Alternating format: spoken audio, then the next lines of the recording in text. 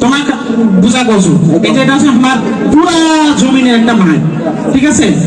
এই যে সামনে এই যে ফাঁকা জায়গাটা দেওয়া আছে না, হ্যাঁ, এই যে এটা হচ্ছে মোর বাড়ির আঙিনা, এটা মোর বাড়ির আঙিনা, মোর বাড়ির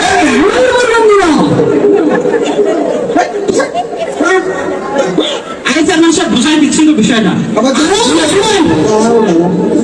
আমাকে খুলে বলো। আমি তো বলতেছি শুনেন, এই যে ফাঁকা আঙিনাটা আছে না, তার নিজ এই যে লম্বা যে তাল গাছটা, এটা আমার, এই তাল গাছটা আমার, এই তাল গাছটা আমার।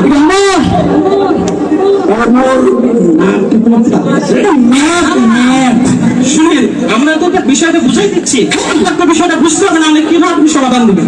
সহজ হয়ে যাবে। শুনেন, এই যে সরু বড় তাল গাছটা আছে না, এর নিজ এই যে সরু রাস্তাটা, এটাতে আমি হাঁটি, এই আমি হাঁটি, এটাতে আমি হাঁটি,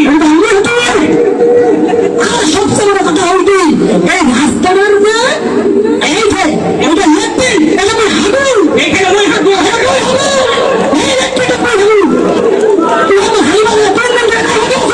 কি হয়েছে ইমাম সাহেব? আমি মুখটা পায়খানা হয় নাই তো, বিষয়টা বুঝাই দিচ্ছি তোমার। হ্যাঁ, মুখটা কোনোদিন পায়খানা হয়?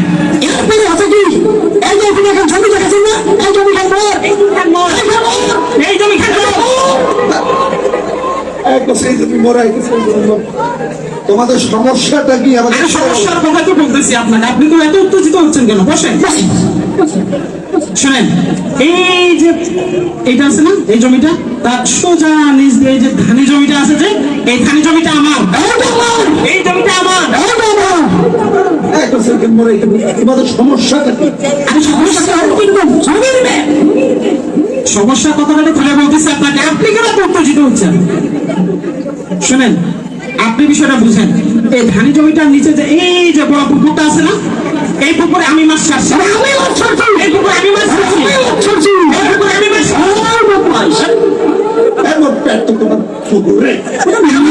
টাকা দিয়ে মাছ ছাড়ছো না? কেন স্যার কেমন বেদবি করছো আমার সামনে?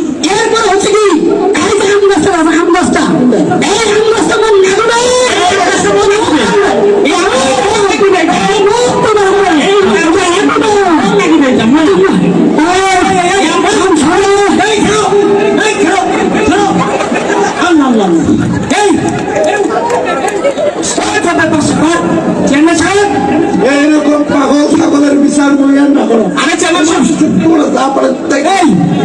আচ্ছা, আপনি একটা এই থামো, এই হুজুর তোমরা তোমরা কি হয়েছে তো তোমরা চেয়ারম্যান সাহেবকে এইভাবে চ্যাংদোলা করছো কেন? না এই এই তো চুপ কর। কি হয়েছে তোমার? এই চুপ কর।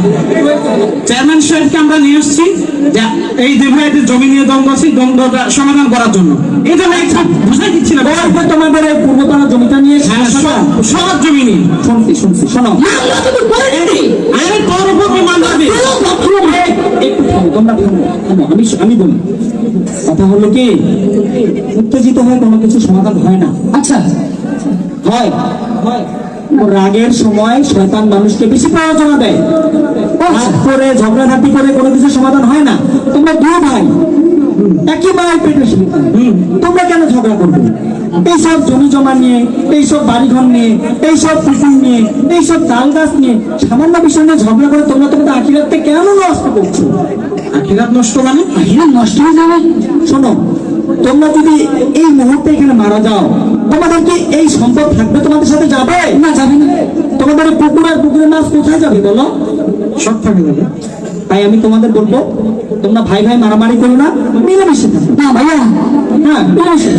হুজুর ভালো কথা কইছে, ঠিক আছে। আমরা খাওয়া খাও অনেক ভাই ভাইয়া